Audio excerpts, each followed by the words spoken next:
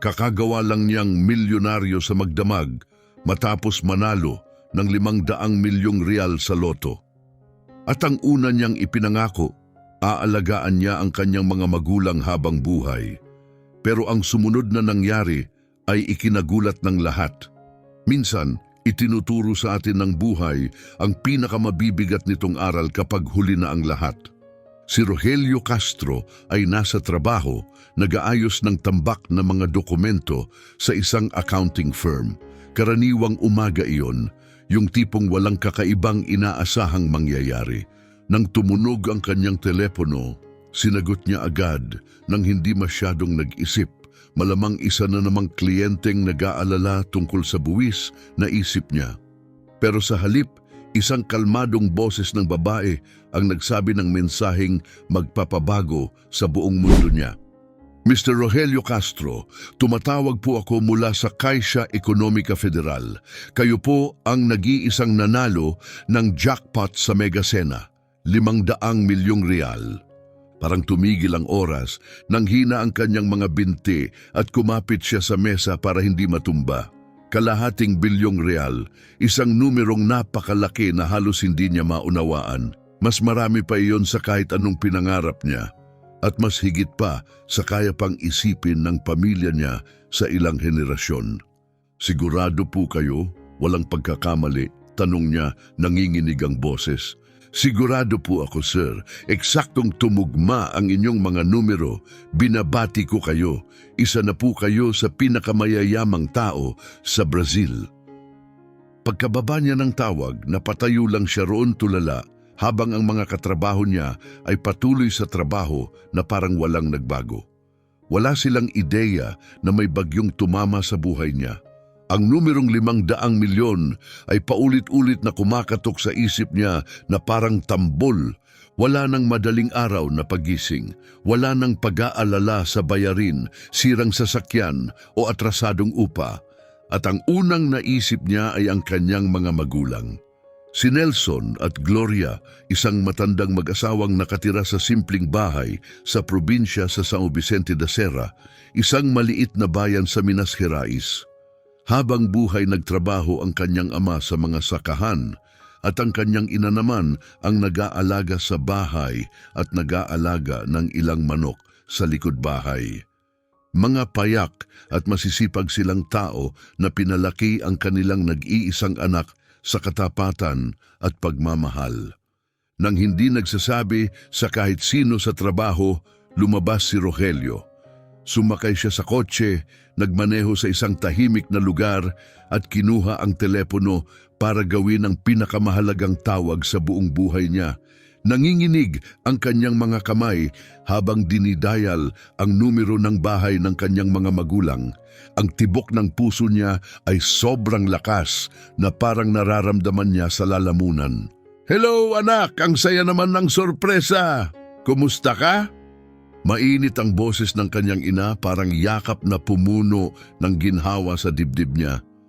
"Ma'am, maupo muna kayo. May balita ako na magbabago ng lahat para sa atin." "Ay naku, hindi naman masama yan, di ba?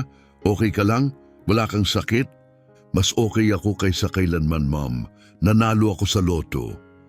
Nagkaroon ng mahabang katahimikan. Naririnig niya ang paghinga ng kanyang ina. Pilit inuunawa ang sinabi niya. "Magkano ang napanalunan mo, anak?" 500 milyong real.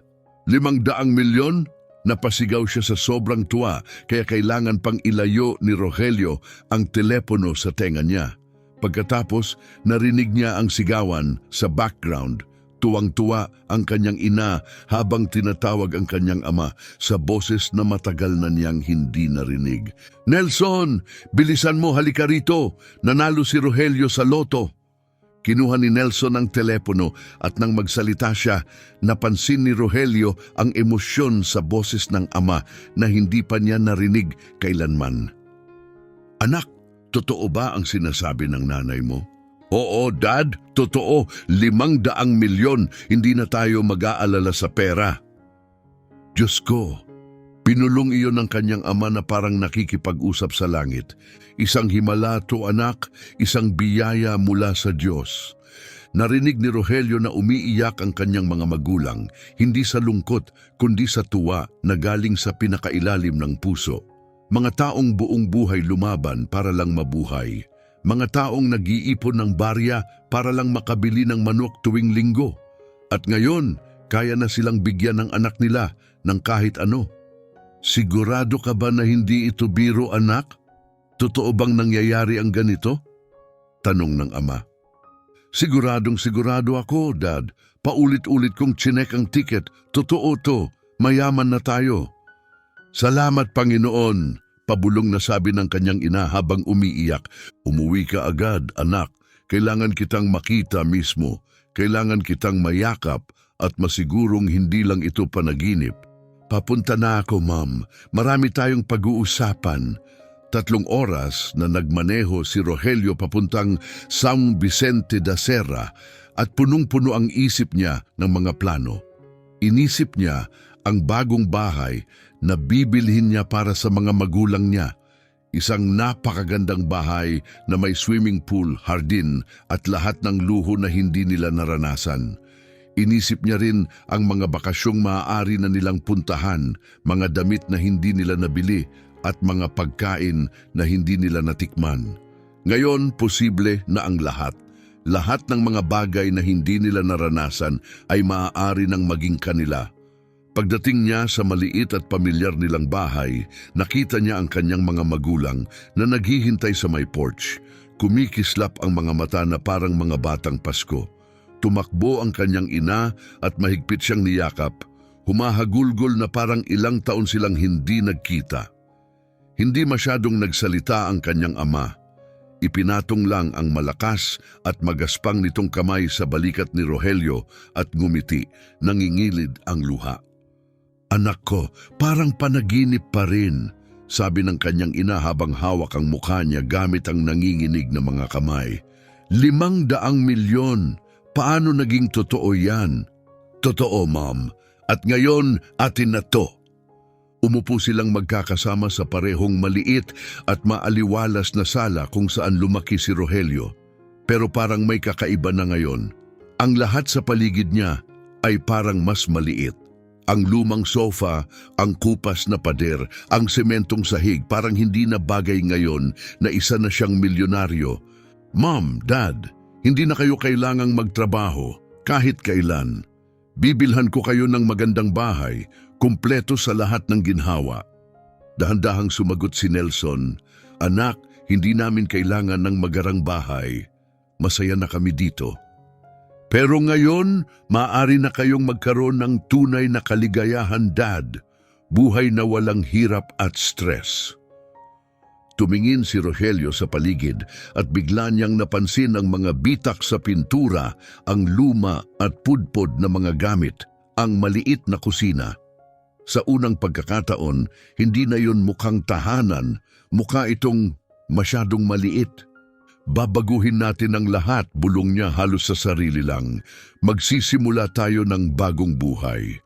Marahang pinisil ng kanyang ina ang kamay niya, gaya ng dati, puno ng pagmamahal. Anak, ang pinakamahalaga ay manatili tayong magkasama. Mayaman man o mahirap, pamilya ang pinakamahalaga.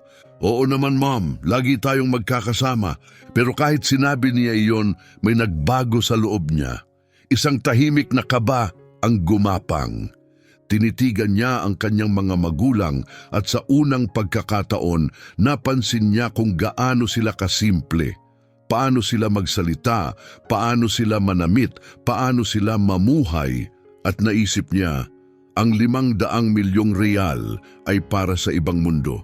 Mas elegante, mas makapangyarihan, baka isang mundong hindi nababagay doon ang kanyang mga magulang. Iniling niya ang ulo niya, pilit inaalis ang isip na iyon. Sila ang kanyang mga magulang, ang 2 taong pinakamahalaga sa kanya sa buong mundo. Ang pagmamahal nila ay walang katumbas, walang kahit anong kayamanan ang makakapalit doon. Pero may nagbago na sa loob ni Rogelio. Ang munting ideyang iyon ay nag-ugat na sa isip niya. At kapag ang isang binhi ay naitanim na, tiyak na tutubo ito. Pagkalipas lamang ng ilang linggo, nakatayo si Rogelio sa harap ng isang marangyang 3 palapag na mansyon sa isa sa pinakamayamang lugar sa Sao Paulo. 25 milyong real ang halaga ng bahay, pero para sa kanya ngayon, numero na lang iyon. May kasama itong infinity pool, wine cellar na kontrolado ang temperatura, garahe na kasya ang 12 sasakyan at napakagandang tanawin ng skyline ng lungsod. Habang naglalakad siya sa malalawak at walang laman na silid, naisip niya kung gaano kalaking pagbabago ang nangyari sa buhay niya. Hindi na siya yung simpleng accountant na sumasakay ng bus tuwing umaga papasok sa trabaho.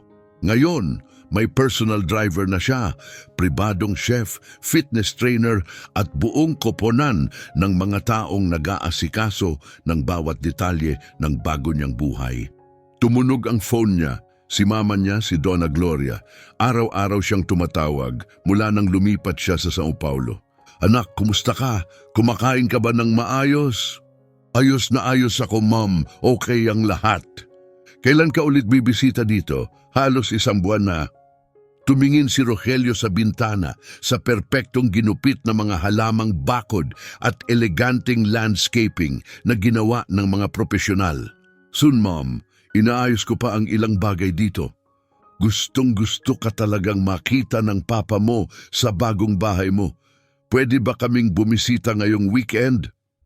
Biglang nakaramdam si Rogelio ng kakaibang bigat sa dibdib.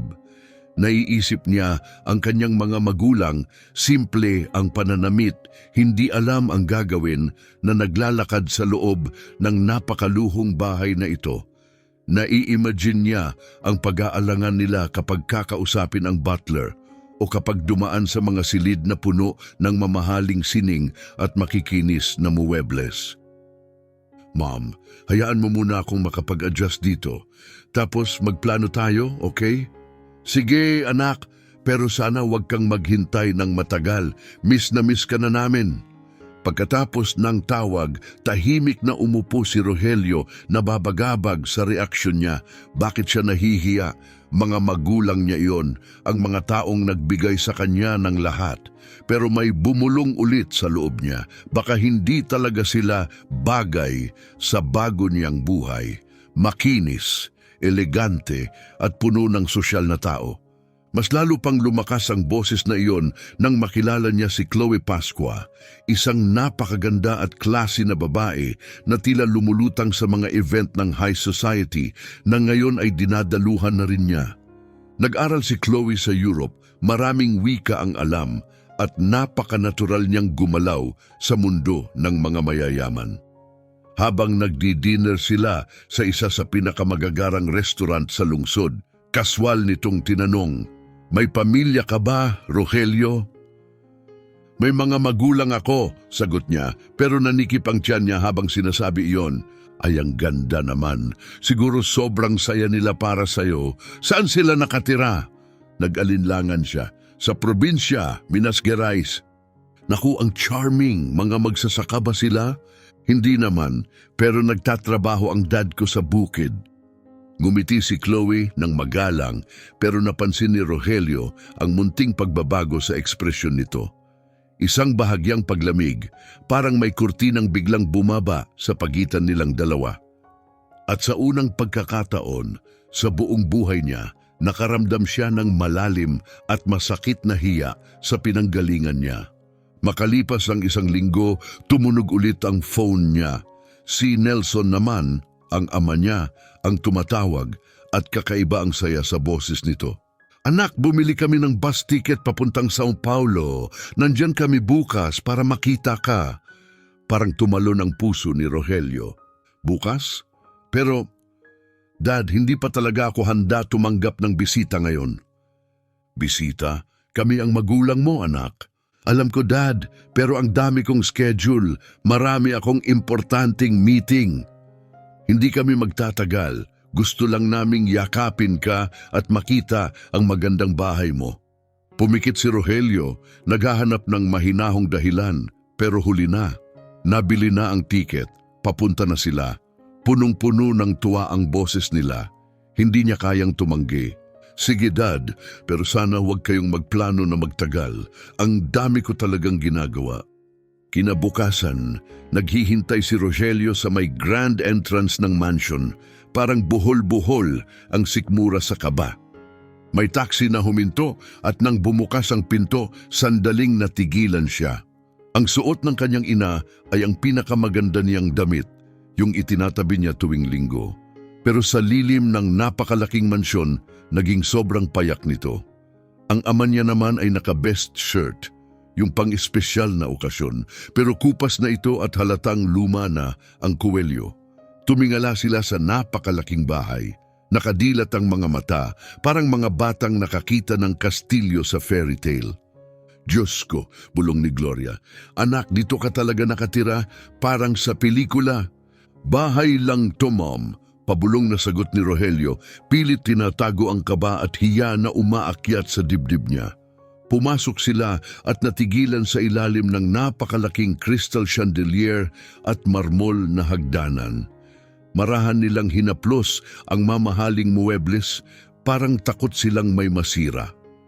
Anak, mahinang sabi ni Nelson, puno ng pagmamalaki ang mga mata, deserve mo to. Sobrang pinaghirapan mo, gantimpala ito ng Diyos sa pagsisikap mo. Napangiti si Rogelio ng pilit, pero sa loob niya, nilalamon siya ng hiya, hindi para sa kanila, kundi para sa sarili niya. Dahil ganun ang nararamdaman niya, minadali niya ang pag-iikot sa bahay, pinapaikli niya ang lahat, gusto lang niyang matapos na ang pagbisita.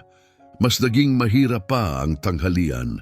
Nagkaguluhan ang kanyang ina sa kubyertos, hindi alam kung aling tinidor ang gagamitin. Nalito ang kanyang ama sa iba't ibang klase ng baso ng alak. Nagluto ang chef ng gourmet na pagkain, pero kakaiba ang lasa para sa kanila. Paunti-unti lang silang kumain at paulit-ulit humingi ng paumanhin.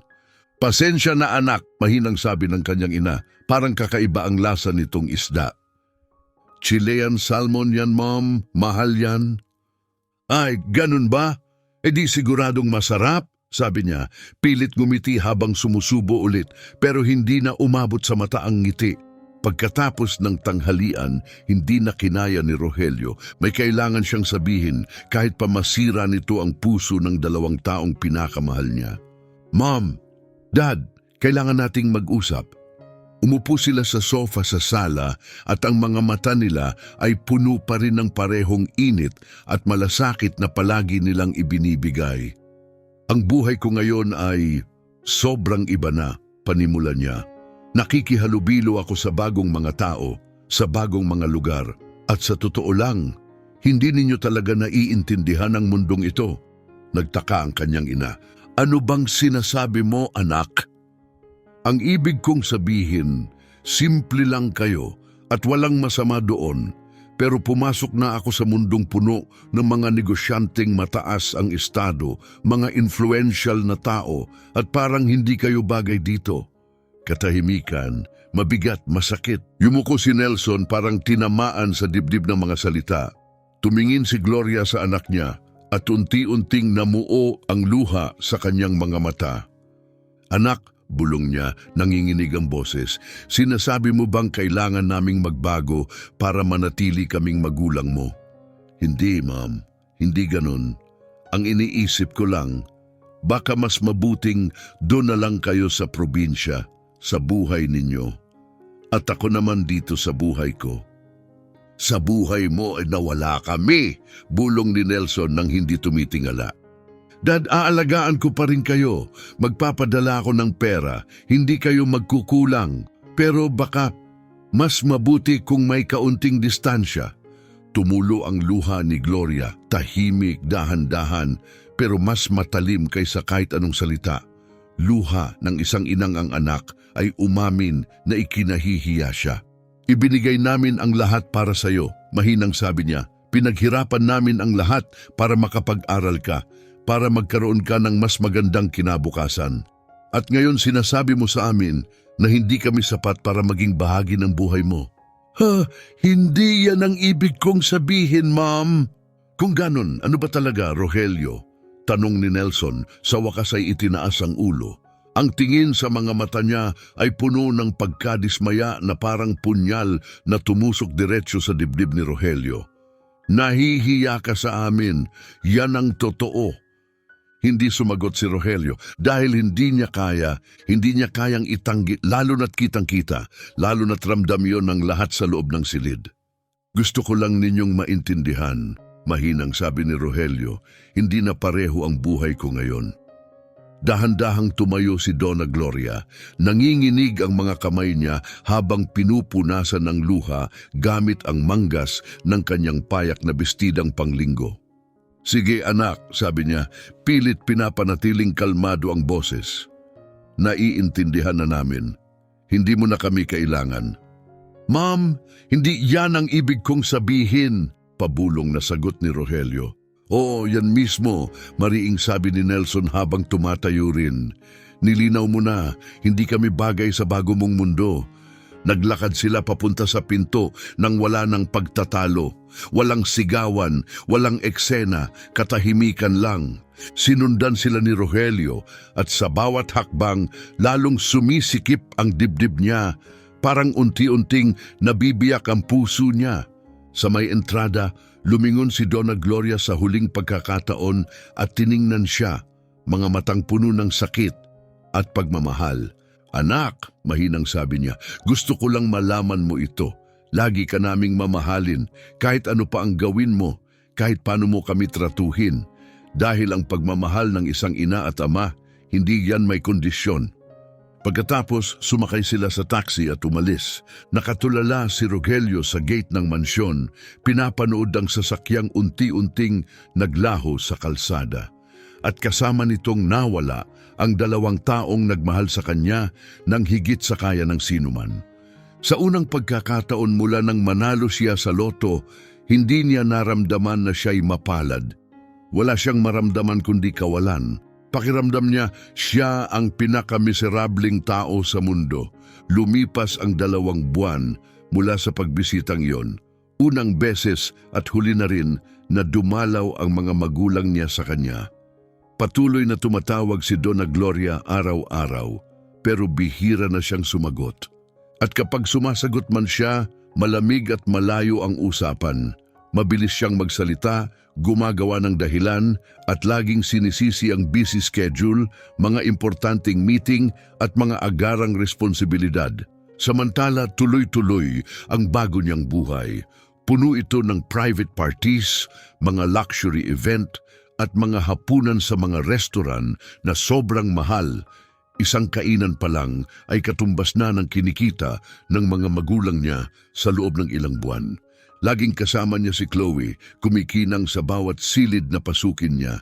Ipinagmamalaki niyang ipinapakilala si Rogelio sa mga tao bilang ang batang negosyanteng nagpabago sa mundo ng pananalapi. Hindi na itinatama ni Rogelio.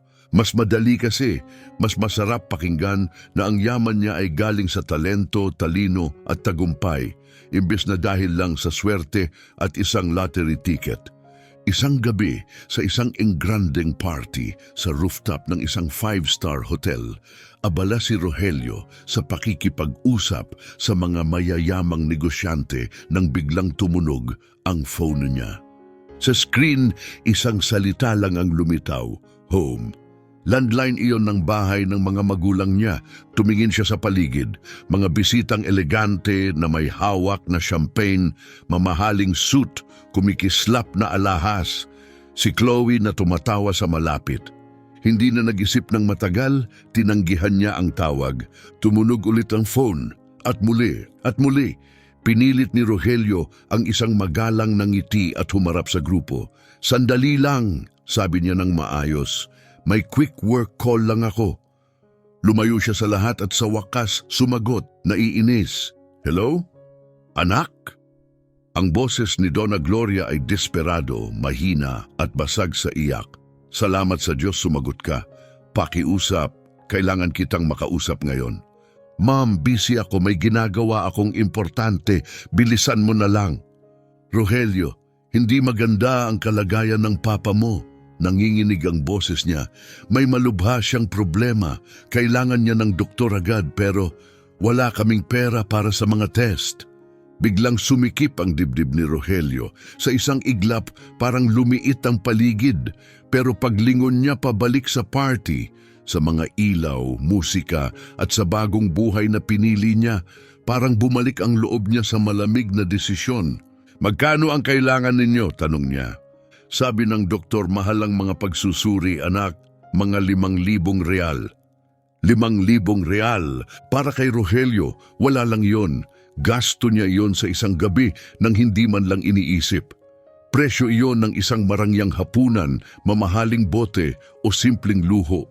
Pero may pumigil sa loob niya, may makasariling bahagi sa kanya na ayaw nang bumalik sa lumang mundong puno ng problema, stress at pag-aalala sa pera kahit pa ang kapalit ay ang pagtulong sa sarili niyang ama.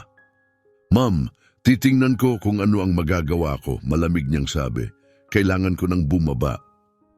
Anak, sandali lang. Emergency to. Sabi ng doktor, hindi pwedeng ipagpaliban. Sabi ko, titingnan ko. At ibinaba niya ang tawag. Bumalik siya sa party at pinilit ngumiti na parang walang nangyari. Napansin agad ni Chloe at lumapit, malambot at mausisa ang tingin. Okay ka lang, sweetheart, parang namumutla ka. Wala to, nagsinungaling siya. Malit lang na problema sa investment. Maayos yan. Nang gabing iyon, nakahiga si Rogelio pero gising na gising. Hindi siya makatulog kahit anong pilit niya. Paulit-ulit sa ulo niya ang desperadong boses ng kanyang ina. Pero sa tuwing naiisip niyang magpadala ng pera, may isa pang boses na mas malakas at mas malamig ang tumutulak pabalik. Na hindi siya pwedeng umatras, na hindi niya pwedeng buksan ulit ang pintong iyon, na hindi siya pwedeng mahila pabalik sa dating buhay. Pagsapit ng umaga, nakumbinsi niya ang sarili sa isang bagay. Ang pinakamabuting solusyon ay putulin na nang tuluyan ang ugnayan. Pinalitan niya ang cellphone number niya, nagbigay siya ng mahigpit na utos sa doorman ng mansyon na huwag papasukin ang mga payak na taga-probinsya. At nang halos 1 linggo, nagawa niyang maniwalang tama ang ginawa niya. Hanggang sa tumunog ulit ang telepono, si Evelyn, kapitbahay ng mga magulang niya sa São Vicente da Serra, sa paanong paraan nakuha nito ang bago niyang numero mula sa dating sekretarya sa opisina kung saan dati siyang nagtrabaho. Rogelio, si Evelyn to, katabi namin ang bahay ng mga magulang mo. Nanginig ang katawan ni Rogelio. Paano mo nakuha ang number na to? Galit niyang tanong. Hindi na mahalaga yan ngayon, iho. Makinig ka. Kailangan kitang kausapin tungkol sa mga magulang mo. Wala akong oras para nadala sa ospital ang tatay mo kagabi. Parang sampal ang mga salita, nanghina ang mga binti niya, nanlambot ang sikmura niya. Anong ibig mong sabihin, ospital? Grabe ang sakit niya, seryosong sabi ni Evelyn. Desperado na ang nanay mo. Ilang araw kanyang tinatawagan pero hindi na gumagana ang luma mong numero. Natuyo ang lalamunan ni Rogelio. Nasa Hospital San Francisco siya, dugtong ni Evelyn. Kailangan niya ng operasyon agad. Napahigpit ang paglunok ni Rogelio. Anong klaseng operasyon? Sa puso niya, Rogelio. Sabi ng doktor, seryoso, sobrang seryoso. At kung walang operasyon, hindi na tinapos ni Evelyn ang pangungusap. Hindi na kailangan. Naintindihan ni Rogelio ang lahat. Magkano? Mahinang tanong niya. 25,000 real, sagot ni Evelyn. Sinusubukan ng ibenta ng nanay mo ang bahay, Rogelio.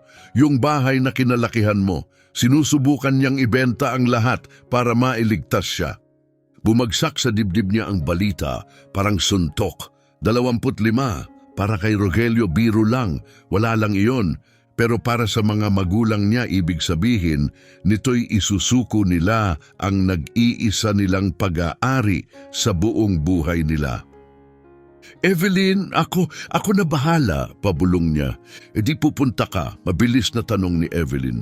Nagatubili si Rogelio. Sa isip niya nakita niya ang sarili niyang papasok sa maliit na ospital ng bayan.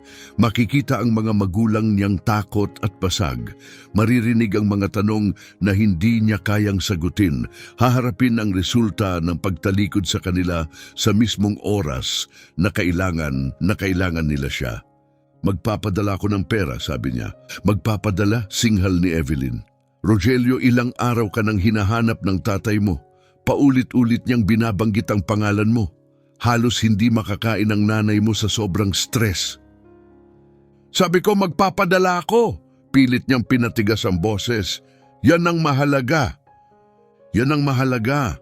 Ulit ni Evelyn, nagngangalit. Magulang mo yan. Sila ang nagpalaki sa'yo sa pagmamahal at ibinigay ang lahat.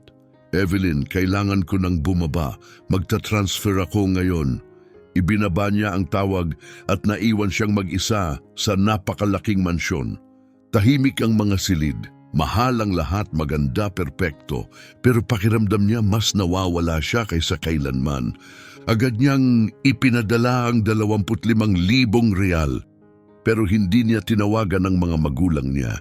Hindi niya tinanong ang kalagayan ng kanyang ama. Hindi niya kinausap ang kanyang ina na malamang umiiyak sa ginhawa dahil may pag-asa na silang mailigtas ang asawa niya. Pagkalipas ng 3 araw, tumawag ulit si Evelyn. Rogelio, successful ang operasyon, okay na ang tatay mo. Napahinga si Rogelio, hindi niya namalayang pinipigil niya pala ang hininga niya. Pumikit siya, binaha ng ginhawa. Mabuti naman, mahina niyang sabi, masaya ako. Gusto kanyang makausap, dagdag ni Evelyn. Paulit-ulit niyang hinihingi na dumalaw ka. Evelyn, hindi ako makakapunta ngayon, sagot ni Rogelio. Ang dami kong responsibilidad. Responsibilidad? Sigaw ni Evelyn. Rogelio, muntik nang mamatay ang tatay mo. Gusto ka lang niyang makita anak niya, Rogelio.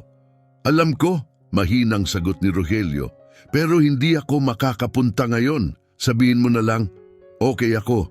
At sabihin mo ring masaya ako na naging matagumpay ang operasyon. May katahimikan, tapos nagbago ang tono ni Evelyn. Mas naging seryoso, mas personal ang boses niya. Pwede ba kitang tanungin, Rogelio? Sige. Anong nangyari sa'yo? Yung batang kilala ko, yung dumadalaw sa bahay ko para humingi ng basbas, yung nakikipaglaro sa bakuran ko kasama ng mga apo ko. Saan siya napunta? Napatigil si Rogelio. Mas tumusok ang tanong na iyon kaysa sa kahit anong narinig niya. Nagbabago ang mga tao. Evelyn, dapat nagbabago sila para sa ikabubuti, Rogelio, hindi para sa ikasasama. Ako, kailangan ko nang bumaba. Sandali, may isa pa akong sasabihin sa'yo. Ano yon? Nang malaman ng tatay mo na nagpadala ka ng pera, alam mo ba kung ano ang sinabi niya? Hindi nagsalita si Rogelio, pero mabilis ang tibok ng puso niya. Sabi niya, hindi ako iniwan ng anak ko. Maaring malayo siya, maaring busy siya, pero mahal pa rin niya ako. Kasi kung hindi siya magpapadala ng perang magliligtas sa akin. Parang kutsilyong pumulandit sa dibdib ni Rogelio ang mga salitang iyon.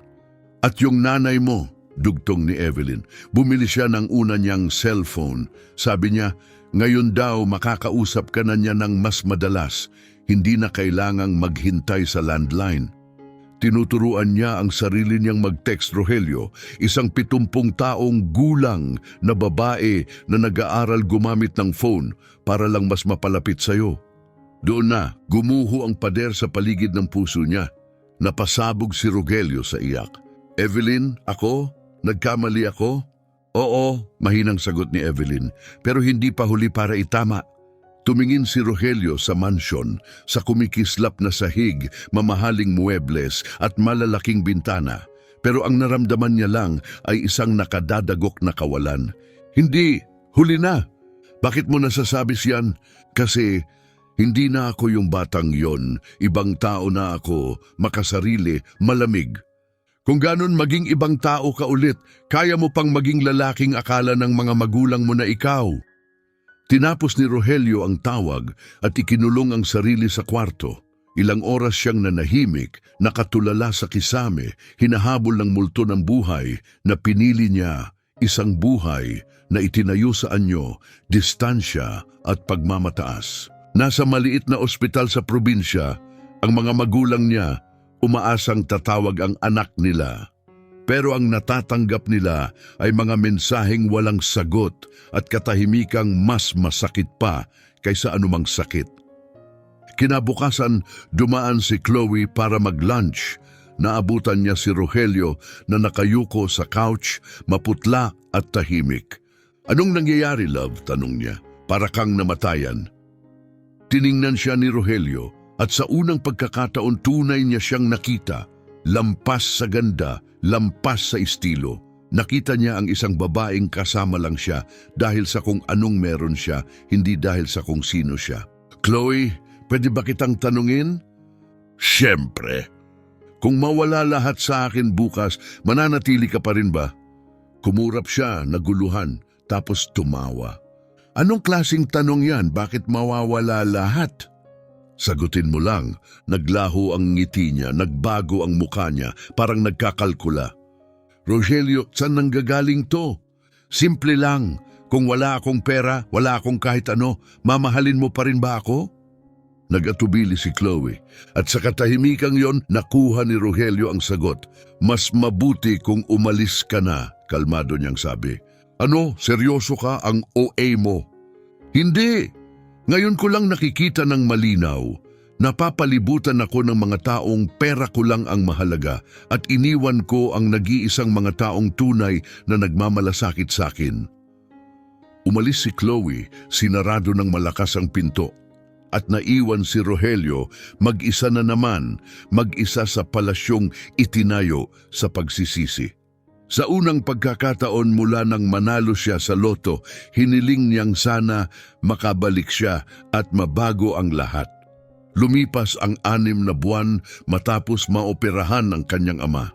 At hindi pa rin tumawag si Rogelio. Kahit minsan, ang bagong telepono na ipinagmamalaki ni Donna Gloria na natutuhan niyang gamitin ay tumutunog araw-araw. At araw-araw, binabaliwala niya. Patuloy ang messages, dahan-dahang tinatype, may mga mali-mali pero punong-puno ng pagmamahal. "Mahal kong anak, mas gumagaling na ang papa mo, mahigpit na yakap mula sa amin." "Rogelio, sabi ng papa mo ngayon, miss na miss niya ang boses mo."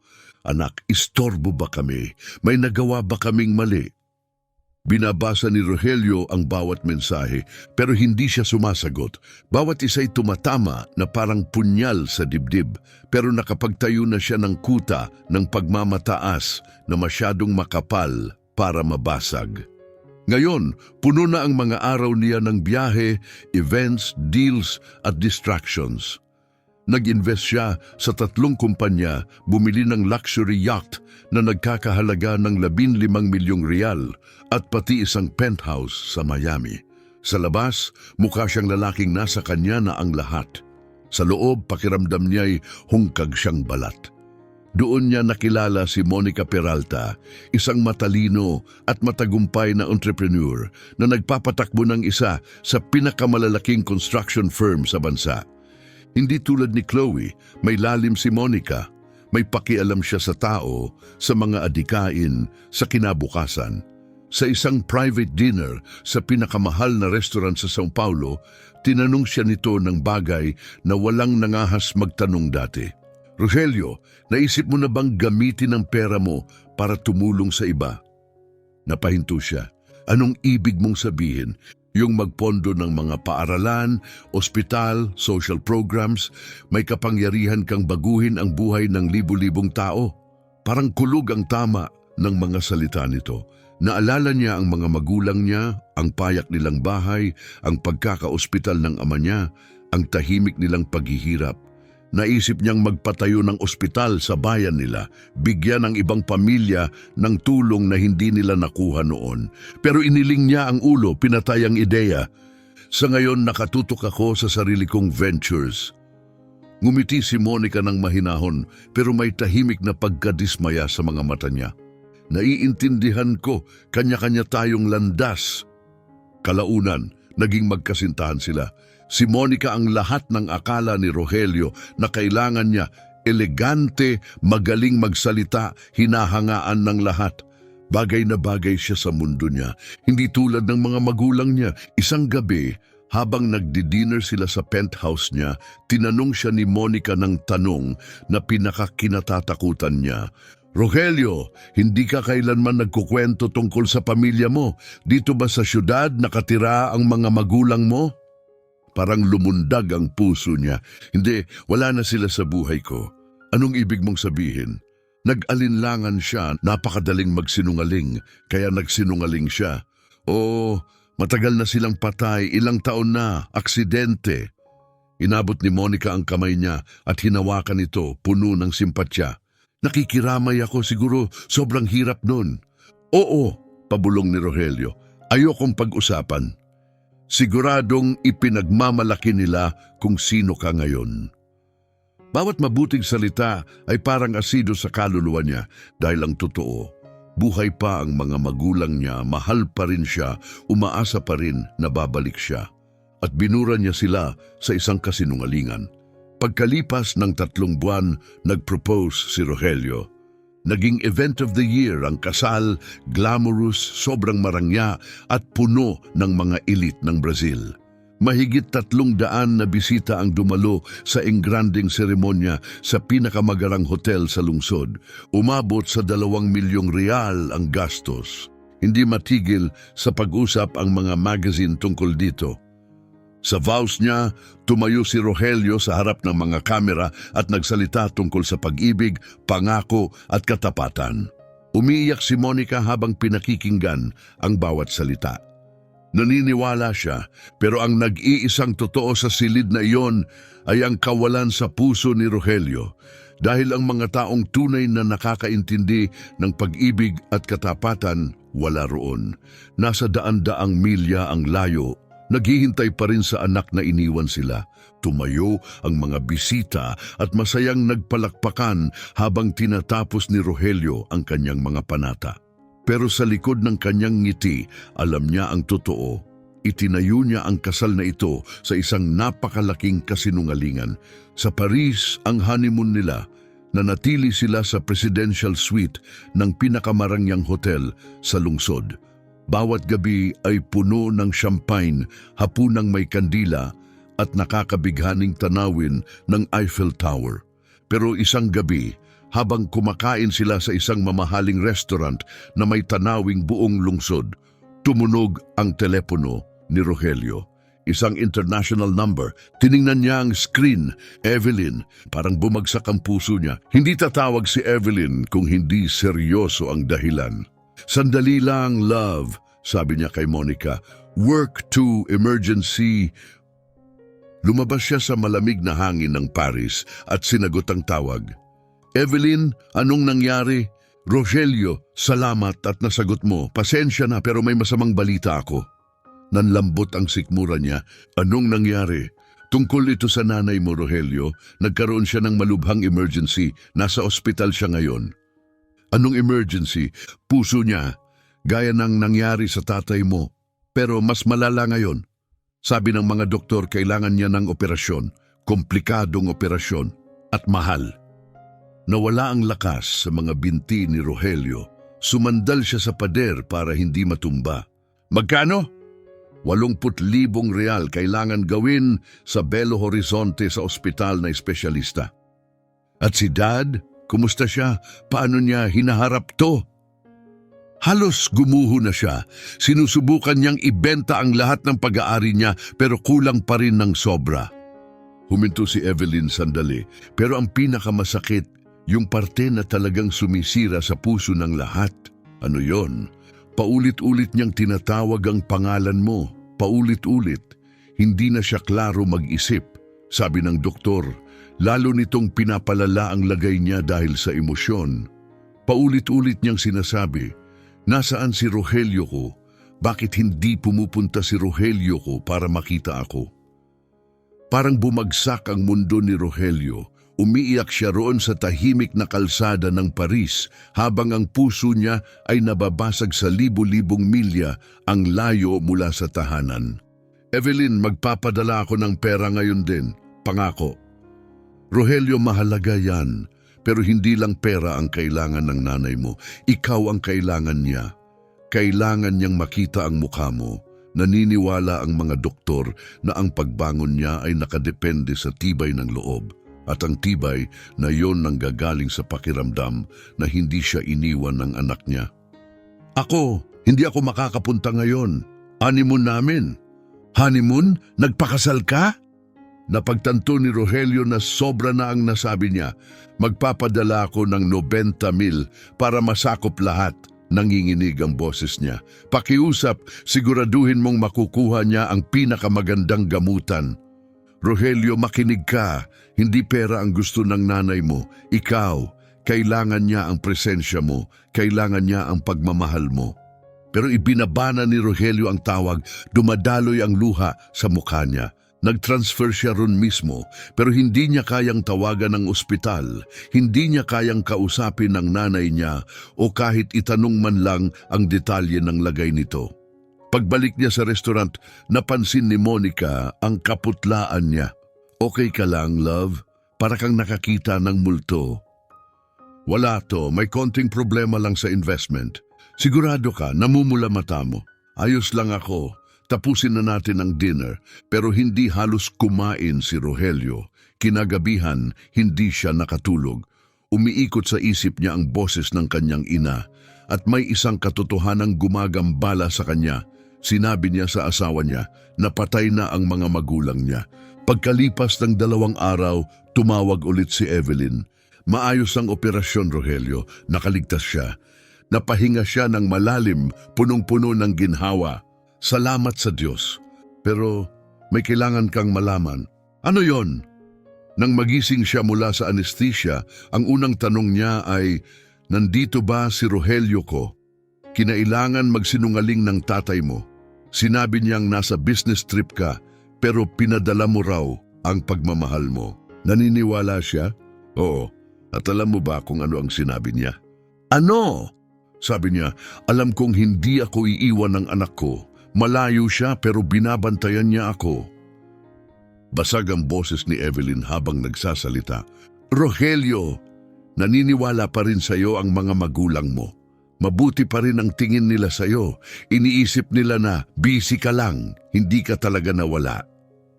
Ibinaba ni Rogelio ang tawag at ikinulong ang sarili sa banyo ng hotel. Tumingin siya sa salamin at may nakita siyang taong hindi niya nakilala. Isang lalaking nakamamahaling damit na bubuhay sa karangyaan, pero sa loob, ganap na hungkag. Naging tao siya na dati niyang kinamumuhian, isang sinungaling, duwag at lalaking inuuna ang pera kaysa pag-ibig. Idineklara niyang patay na ang mga magulang niya sa babaeng pinakasalan niya. At ang mga taong iniwan niya ay mahal pa rin siya ng higit kaysa sinuman. Nang gabing iyon, habang mahimbing ang tulog ni Monica sa kanilang suite, tumayo si Rogelio sa balkonahe.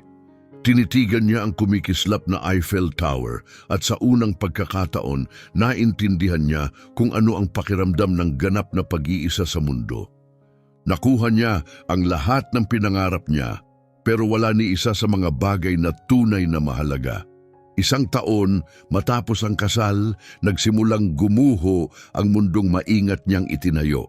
Nagsimula ito sa pagbisita ni Ferdinando Ocampo, ang financial advisor niya, at isang taong minsan niyang pinagkatiwalaan na parang kapatid. Dumating si Ferdinando sa mansyon, may bitbit na makapal na folder at napakaseryosong mukha. Rogelio, kailangan nating mag-usap, emergency. Tungkol ba ito sa investments? Tanong ni Rogelio. Nag-atubili si Ferdinando bago sumagot. Mas malala pa, sobrang malala. Rogelio, sinascam ka at hindi ito gawa ng baguhan. Isa itong planadong operasyon. Parang gumapang ang lamig sa likod ni Rogelio. Anong ibig mong sabihin na scam? Yung mga kumpanya na pinag-investan mo, hindi sila totoo. Mga shell lang, fronts, yung yacht, peking papeles, yung penthouse sa Miami, ibinenta rin sa 5 iba pang tao sa parehong panahon. Bumagsak si Rogelio sa upuan na wala ang kulay sa mukha niya. Hindi, imposible yan! Totoo, Rogelio, at hindi pa yan lahat. Binuksan ni Ferdinando ang folder. Sa loob may mga dokumento ng korte, peking kontrata, peking ring pirma, mga financial records na pinirmahan ni Rogelio nang hindi man lang binabasa. Magkano ang nawala sa akin? Huminto si Ferdinando. 380 milyong real. Nanahimik si Rogelio. Mula 500 milyon, 120 milyon na lang ang natira. Pero ang mas masama ay paparating pa.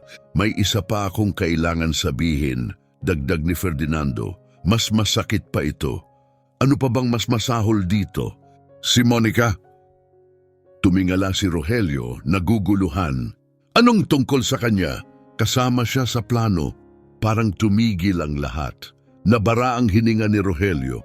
Anong ibig mong sabihin kasama siya? Kasama siya sa scam mula sa simula. Hindi siya nahulog sa iyo. In-recruit siya. Ipinakita ni Ferdinando ang ebidensya, mga litrato ni Monica na kasama ang mga manloloko sa meeting, mga bank transfer na nakapangalan sa kanya, mga kontratang pinirmahan bago pa niya nakilala si Rogelio. Nakatanggap siya ng 20 milyong real bilang marriage bonus. Ang plano ay makuha ang yaman mo sa pamamagitan ng pagpapakasal sa iyo sa ilalim ng shared assets regime. Hindi makapagsalita si Rogelio, ang babaeng minahal niya, pinagkatiwalaan niya, ang babaeng umiiyak habang binibigkas niya ang panata. Isang panlilin lang, isang mahusay na manipulator. Huminga ng malalim si Ferdinando. Nag-file na siya ng divorce, naisumite na ang papeles, gusto niya ang kalahati ng natitira. At nang matapos siyang magsalita, pumasok si Monica sa silid. Maganda pa rin at kalmado, parang suot ang pagiging elegante na parang baluti, na parang walang nangyari. Pagpasok ni Monica sa sala at makita ang mga dokumentong nakalatag sa mesa, biglang nagbago ang mukha niya. Oh! Sabi niya sa malamig na kalmadong tono. So, nalaman mo na rin pala. Tumayo si Rogelio, nanginginig ang mga binti. Ang buong katawan niya ay nangingatal sa galit at hindi makapaniwala. Anong nalaman, Monica, na ang babaeng pinakasalan ko, wala lang pala, isang manloloko?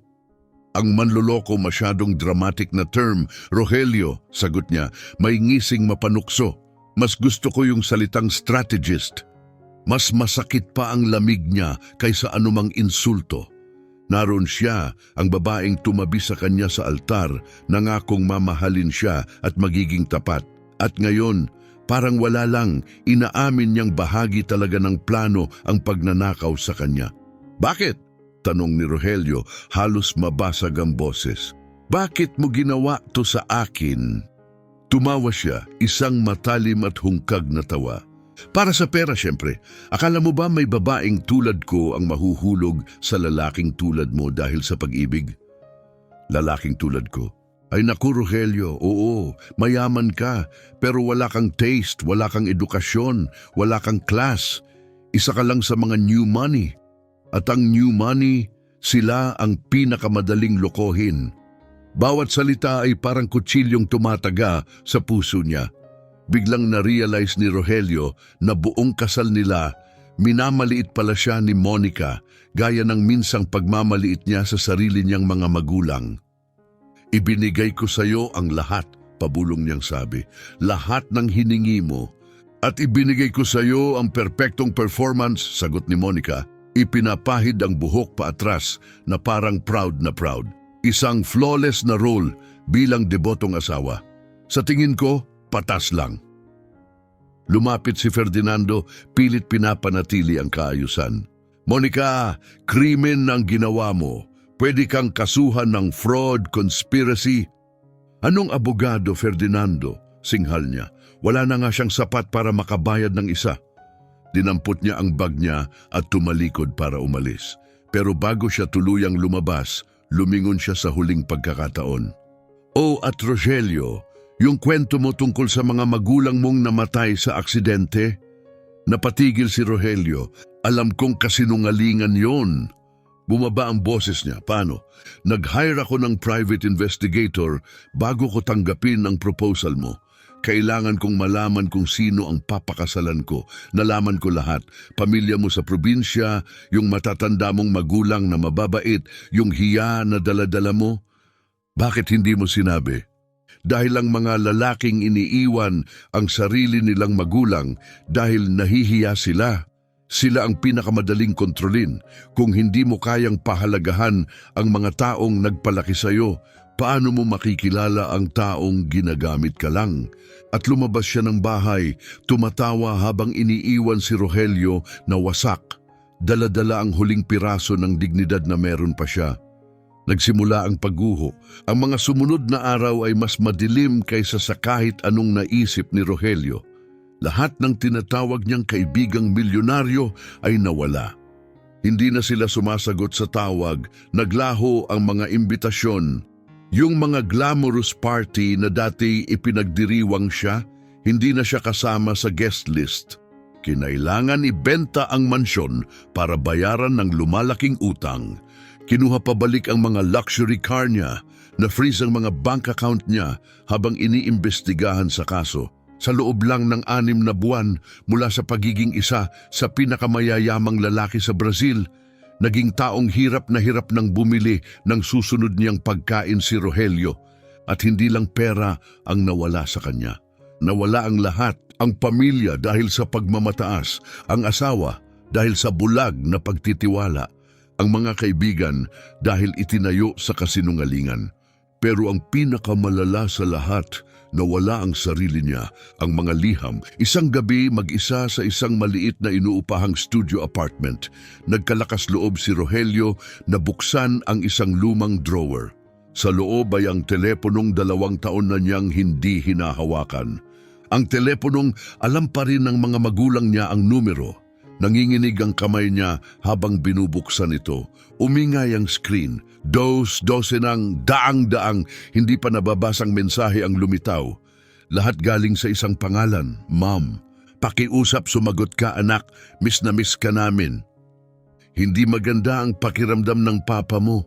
May nagawa ba kaming mali? Kung oo, pasensya na. Mahal ka namin, Rogelio, palagi. Ang huling mga mensahe ay ilang linggo lang ang nakalipas. Mahina na ulit ang puso ng papa mo. Pakiusap, Rogelio, gusto kanyang makita. Gusto lang naming mayakap ka kahit isang beses pa. Humagulgol si Rogelio. Umiyak siya ng mas matindi kaysa sa mga nakaraang taon dahil sa mga kasinungalingan, dahil sa katahimikan, dahil sa pagtalikod niya sa nag-iisang mga taong nagmahal sa kanya ng walang kondisyon. Kinuha niya ang telepono at tinawagan ang landline nila. Isang ring, 2, 3, walang sumagot. Tinawagan niya ang cellphone ng kanyang ina. Voicemail. Nagsimulang umakyat ang panik. Tapos desperado, tinawagan niya si Evelyn. Sumagot agad si Evelyn. Evelyn, ako to, si Rogelio. Bakit hindi sila sumasagot? Mabigat ang katahimikan sa kabilang linya. Evelyn? Nandito ako, sabi niya. Mabigat ang boses, puno ng lungkot. Pakiusap, sabihin mo sa akin anong nangyari. Masyado kang nagtagal, Rogelio. Parang gumuho ang buong mundo niya. Hindi na niya kailangan pang ipaliwanag. Alam na niya. At ngayon, walang pera sa mundo ang makakabawi sa nangyari. Masyado kang nagtagal, ulit ni Evelyn. Masyadong matagal bago ka tumawag. Bumagsak si Rogelio sa sahig, halos hindi makahinga. Evelyn, sabihin mo, pakiusap. Sa wakas, sumagot siya. Ang tatay mo, Rogelio, hindi na kinaya ng puso niya ang bigat. Pagkatapos ng pangalawang operasyon, naging sobrang mahina siya. Ginugol niya ang mga huling araw niya sa pagtawag sa pangalan mo. Umaasang pupunta ka. Hindi mapigilan ang iyak ni Rogelio. At ang nanay ko? Matatag siya para sa kanya. Nagtrabaho ng doble para sa gamot. Kumapit sa pag-asang babalik ka. Pero hindi na rin niya kinaya. Gaano katagal, kailan? Ang tatay mo, 3 linggo na ang nakalipas. Ang nanay mo, 5 araw lang. Nanginig ang katawan ni Rogelio. Habang nilulunod siya ng pagtataksil, habang nalulunod siya sa luho, ang mga magulang niya ay unti-unting namatay, mag-isa. Evelyn, nandito pa ako, pabulong niya. May kailangan kang malaman. Ano? May iniwan sila para sa'yo, mga sulat, mga personal na gamit. Pinangako ng nanay mo na ibibigay ko sa'yo kung sakaling bumalik ka. Nagsulat siya sa iyo, Rogelio, linggo-linggo, mahigit 2 taon, kahit hindi ka sumagot kahit minsan. Hindi matigil ang iyak ni Rogelio. Naiisip niya ang ina niya, nakaupo sa maliit na mesa, nagsusulat ng mga liham na puno ng pagmamahal at pag-asa para sa anak na hindi kailanman sumagot. Ako, kailangan kong pumunta diyan. Kailangan kong makita ang mga sulat. Sigurado ka? Oo, kailangan kong magpaalam. Ang pagbabalik. Pagkalipas ng 2 araw, sumakay si Rogelio sa bus papuntang São Vicente da Serra. Walang kotse, walang chauffeur, isang lumang backpack lang at ilang perang papel sa bulsa. Ang 5 oras na biyahe ay parang isang buong buhay. Ang dumaraang probinsya, mga alikabok na kalsada, mga tanawin ng maliit na bayan, pamilyar lahat. Pero ngayon, may sakit na hindi niya maipaliwanag. Pagbaba niya ng bus, halos hindi niya nakilala ang bayan. Mas tahimik, mas maliit, mas marupok ang lahat. Naghihintay si Evelyn sa porch, namumula at pagod ang mga mata. Niyakap niya si Rogelio na parang isang ina, mahigpit, puno ng malasakit. Ang payat mo na, anak, sobrang nagbago ka. Nagbago nga si Rogelio, wala na ang yabang, wala na ang pagmamataas, ang natira na lang ay konsensya at lungkot. Evelyn, yung mga liham. Inakay siya ni Evelyn papasok at iniabot ang isang maliit na shoebox.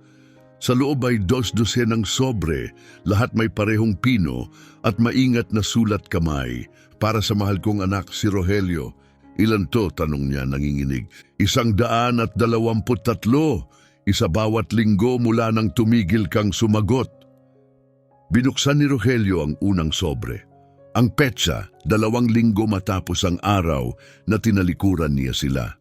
Mahal kong anak, hindi ko alam kung bakit tumigil ka ng tumawag. Sabi ng papa mo, baka sobrang busy ka lang sa bago mong buhay. Pero nag-aalala ko. Kung may nagawa kaming mali, patawarin mo kami. Gusto ka lang naming mayakap at sabihin kung gaano kami proud sa'yo. Nagtatanim pa rin ng kamatis ang papa mo tuwing linggo, just in case umuwi ka at gusto mong kainin tulad ng dati. Mahal na mahal ka namin. Buong puso, Mom. Hindi na siya nakabasa pa. Binura ng luha niya ang mga salita. Marahang ipinatong ni Evelyn ang kamay sa balikat niya. Gusto mo bang iwan muna kita? Tahimik siyang tumango. Lumabas si Evelyn. Naupo si Rogelio roon, hawak ang mga liham ng kanyang ina. Binuksan niya ang isa pa, tapos isa pa. Bawat sulat ay umaapaw sa pagmamahal, pag-aasa at kapatawaran. At sa isa sa mga mas huling liham, isinulat ng ina niya ang tungkol sa pangalawang operasyon ng kanyang ama. Isa sa mga liham ay ganito ang laman. Anak ko, naoperahan sa puso ang papa mo noong nakaraang linggo. Nakakatakot pero maaway ng Diyos, gumagaling na siya. Sobrang saya niya nung nagpadala ka ng pera. Sabi niya, kita mo, hindi ako kinalimutan ng anak ko. Sabi ng doktor, nailigtas mo ang buhay niya. Salamat anak ko, salamat sa hindi mo kami iniwan. Sa isa pang liham, mga bandang 20, ibinahagi ng kanyang ina ang tuwa niya sa isang maliit na binili. Rogelio, nakabili na rin ako ng cellphone. Ngayon, makokontak na kita kahit kailan. Tinutulungan ako ni Donna Evelyn kung paano ito gamitin. Mahirap para sa matandang tulad ko, pero para sa'yo, kaya kong matutunan kahit ano. Kung gusto mong makipag-usap, araw man o gabi, nandito si Mami, lagi akong sasagot. Sa liham na pang-50, may mas personal pa, isang litrato. Larawan yon ni Rogelio noong bata pa, mga 7 taong gulang lang. Naglalaro ng nakapaa sa likod bahay nila. Puno ng ngiti ang kanyang mukha sa larawan. Sa likod, sa pino at maingat na sulat kamay, nakasulat, "Anak ko, palagi." Hindi na nakayanan ni Rogelio na magpatuloy. Humagulgol siya ng sobrang lakas hanggang sa ang mga salita sa papel ay lumabo at parang naglaho. Tahimik na pumasok ulit si Evelyn sa kwarto at huminto. "Rogelio, gusto mo bang tumigil muna tayo ngayon?" Umiling siya, pinupunasan ng luha. "Hindi, kailangan kong basahin ang bawat isa lahat." At ginawa niya isang liham matapos ang isa. Sinundan niya ang buhay ng kanyang mga magulang linggo-linggo sa pamamagitan ng banayad at puno ng pag-asang boses ng isang inang hindi kailanman tumigil sa pagmamahal sa kanya kahit sa katahimikan. Sumulat siya tungkol sa pang-araw-araw na bagay, listahan ng bibilhin, mga bagyo, bagong tuta ng kapitbahay. Pero sa pagitan ng mga iyon, isinulat niya ang sakit sa puso, ang pag-asa, ang walang katapusang paniniwala sa kanya. Hanggang sa dumating ang liham na pang-85, mas mabigat ang tono nito. "Anak ko, hindi maganda ang kalagayan ng papa mo." Sinasabi niyang wala lang, pero alam ng isang ina nang hihina siya. "Kagabi, ginising niya ako at tinanong, 'Sa tingin mo ba naaalala pa tayo ni Rogelio?' Sinabi kong oo naman, na walang anak ang nakakalimot sa magulang niya. Pero Rogelio, kung kaya mo, pakiusap, tumawag ka. Kahit isang beses lang, gusto lang niyang marinig ang boses mo." "Yun lang." Nanikip ang paghinga ni Rogelio. Naalala niya kung nasaan siya noong sinulat ang liham na iyon. Miami, sa honeymoon. Nagsisinungaling sa bago niyang asawa at kunwaring patay na ang mga magulang niya. Ang liham na pang-100 ay nakakadurog ng puso. "Anak ko, wala na akong magawa. Lalong lumalala ang papa mo." Itinatago niya ang sakit pero naririnig ko siyang umiiyak sa gabi. "Binubulong niya ang pangalan mo habang natutulog. Hindi ko na alam kung paano ka maaabot. Disconnected na ang telepono mo. Kung mababasa mo man ito balang araw, alamin mong hindi namin kailanman itinigil ang pagmamahal sa iyo. Kahit isang segundo. Ikaw ang anak namin magpakailanman." Mahigpit na niyakap ni Rogelio ang liham sa dibdib niya, umiiyak ng halos hindi na makahinga. Pagkatapos, dumating ang mga huling liham, nakasulat sa nanginginig na sulat kamay. Halata nang lumala na ang kalusugan ng kanyang ina noon. "Anak ko, sinusulat ko ito mula sa ospital, hindi na rin maganda ang lagay ng puso ko." Siguro ang puso ng ina ay nababasag kasabay ng puso ng ama. "Ayokong maramdaman mong may kasalanan ka kung mababasa mo man ito. Palagi naming gustong habulin mo ang pangarap mo kahit dalhin ka nito palayo sa amin. Ikaw ang pinakamagandang regalong dumating sa buhay namin. Kapag naging magulang ka balang araw, maiintindihan mo. Ang pagmamahal ng isang ina at ama hindi natatapos. Hindi sa panahon, hindi sa layo, hindi sa katahimikan. Mahal kita magpakailanman, Ma'am." Ang pinakahuling liham ay may petsang 1 linggo bago siya mamatay.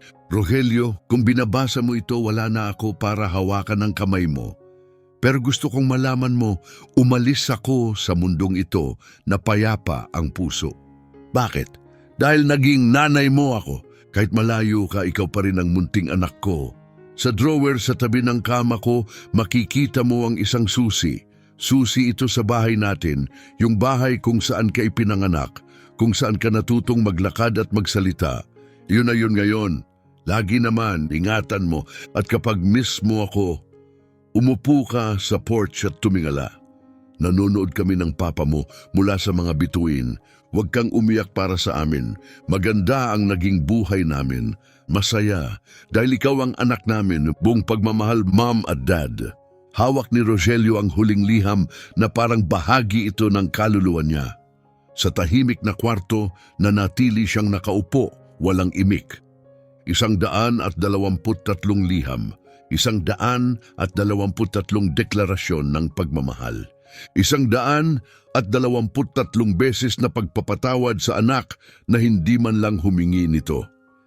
Bumalik si Evelyn at nakita siya, patuloy na nagluluksa, pero nagbago. May kakaiba na sa mga mata niya, isang tahimik na apoy, isang layunin. Rogelio, bakit gusto mong pumunta sa sementeryo? Tumayo siya, pinupunasan ng muka. Dahil kailangan ko silang kausapin, kailangan kong humingi ng tawad, at kailangan kong mangako. Anong pangako? Tiningnan niya ang mga liham na nakakalat, tapos tumingin ulit kay Evelyn. Gugugulin ko ang buong natitirang buhay ko sa pagbibigay galang sa kanila. Ako ang magiging taong palagi nilang pinaniniwala ang kaya kong maging. At sa unang pagkakataon matapos ang maraming taon, ngumiti si Rogelio. Isang malungkot na ngiti, pero totoo. Ngiti ng isang taong nawala ang lahat. At sa wakas, natagpuan din ang daan pauwi. Kinabukasan, nagising si Rogelio sa bahay na kinalakihan niya sa unang pagkakataon matapos ang mahigit 2 taon. Ginamit niya ang susi na iniwan ng kanyang ina. Tinulungan siya ni Evelyn na ayusin ang kwarto. Natulog siya sa dati niyang kama, napapaligiran ng alaala ng pagkabata, maganda, simple, masaya. Hindi nagbago ang bahay.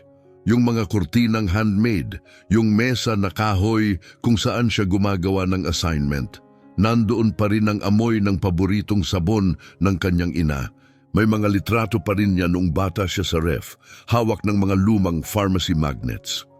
Sa drawer ng bedside table, nakakita siya ng bunton ng hindi pa bayad na bills. Kuryente, tubig, medical supplies, check-up ng doktor. Nagkautang sila para sa gamutan ng kanyang ama. At kahit minsan, hindi sila humingi ng tulong. Pinulot ni Rogelio ang mga bills at naglakad papunta sa maliit na bangko ng bayan. Sa kaunting pera na natira sa kanya, binayaran niya ang lahat. Iyon na lang ang kaya niyang gawin. Nang hapon na yon, naglakad siya papunta sa sementeryo. Payak ang kanilang puntod. Isang maliit na lapida na may simpleng salita, Nelson at Gloria Castro, mapagmahal na magulang, mabubuting tao. Walang magagarang bulaklak, ilang carnations lang mula sa mga kapitbahay. Lumuhod si Rogelio, nanginginig ang mga kamay, puno ng luha ang mata, at nagsimula siyang magsalita. Dad, Mom, nandito na ako. Alam kong sobrang nagtagal ako, pero dumating ako. Huminto siya sandali. Dumating ako para humingi ng tawad sa lahat, sa pagkapahiya, sa pagtalikod ko sa inyo, sa pagkunwari na wala kayong halaga. Tumulo ang luha sa pisngi niya. Sinabi ninyo sa akin noon na ang pagmamahal ng magulang hindi natatapos.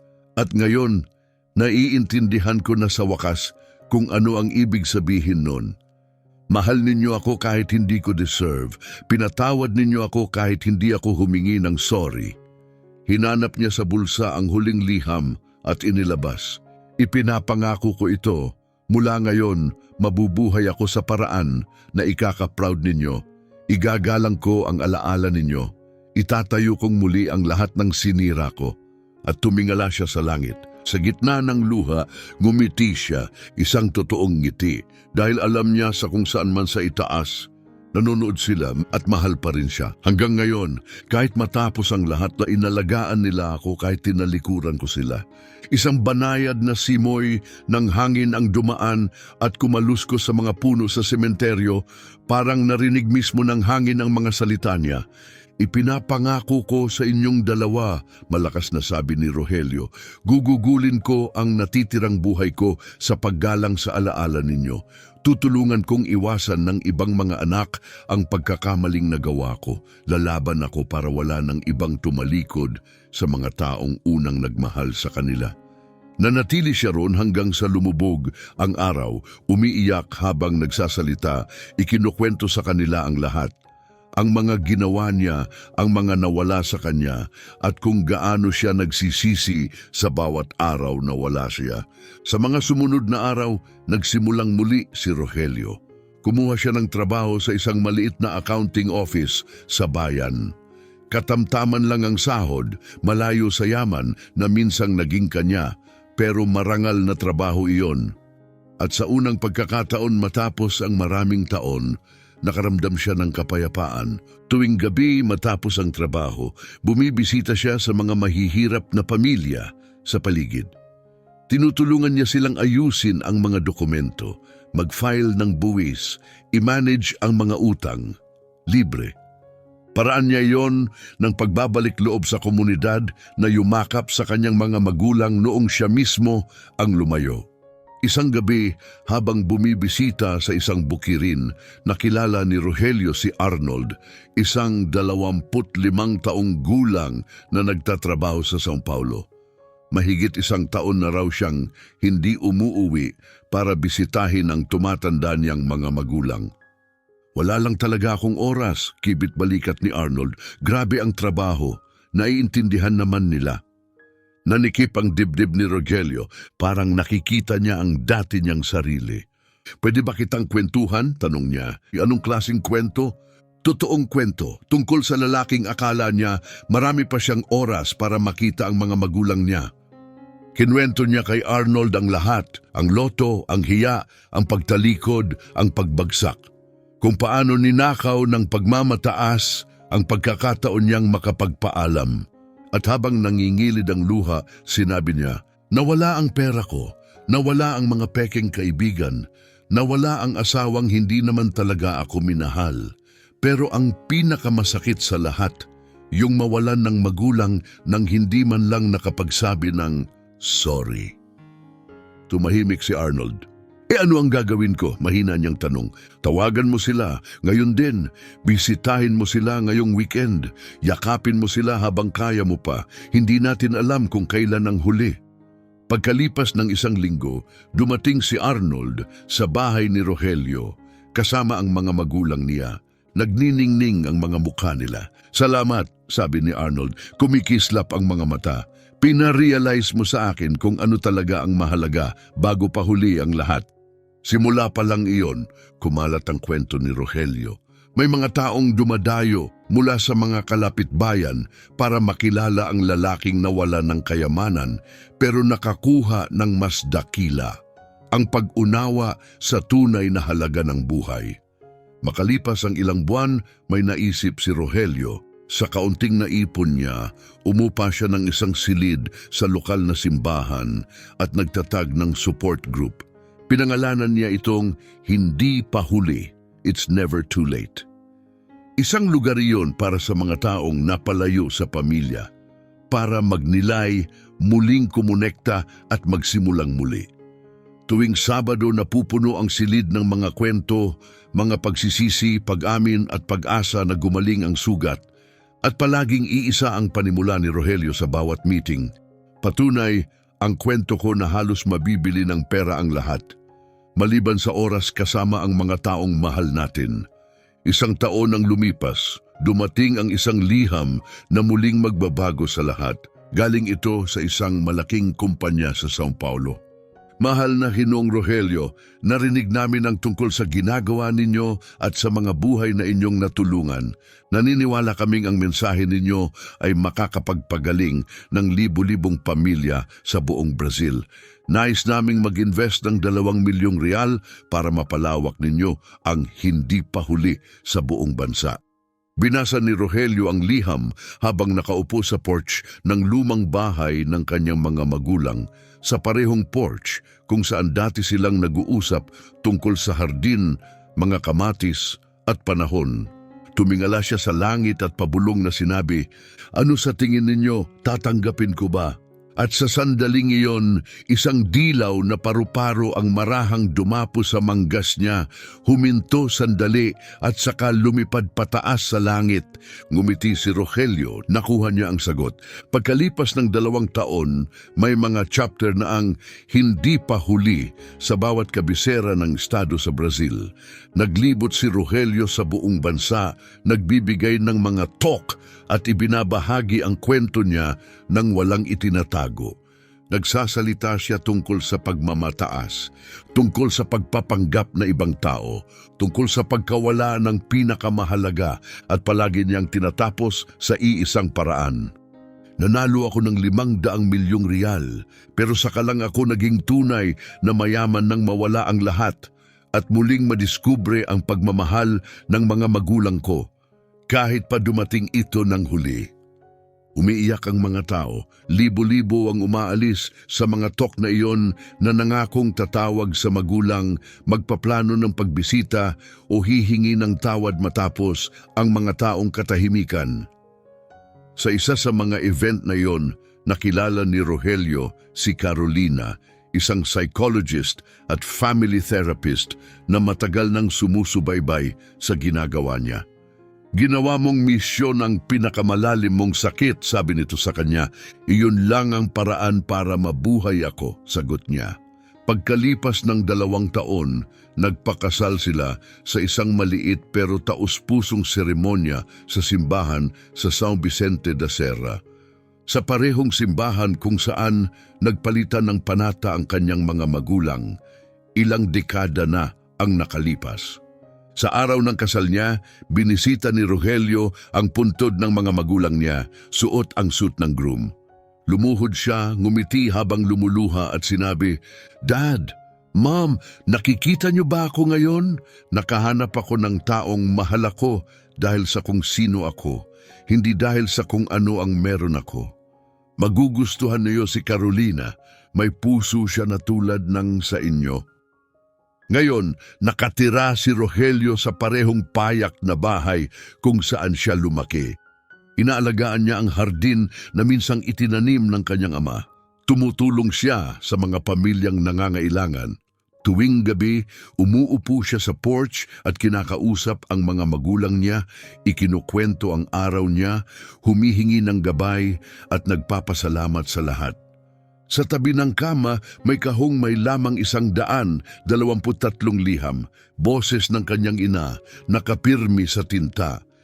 Taon-taon sa anibersaryo ng pagpanaw nila, binabasa niya muli ang lahat. Bawat liham, paalala ng pinakamahalagang katotohanang natutunan niya. Ang tunay na pag-ibig, walang presyo, at ang tunay na yaman ay hindi nasusukat sa bank account. Nasa yakap ito ng taong nakikita ang mga kapintasan mo, pero mahal ka pa rin.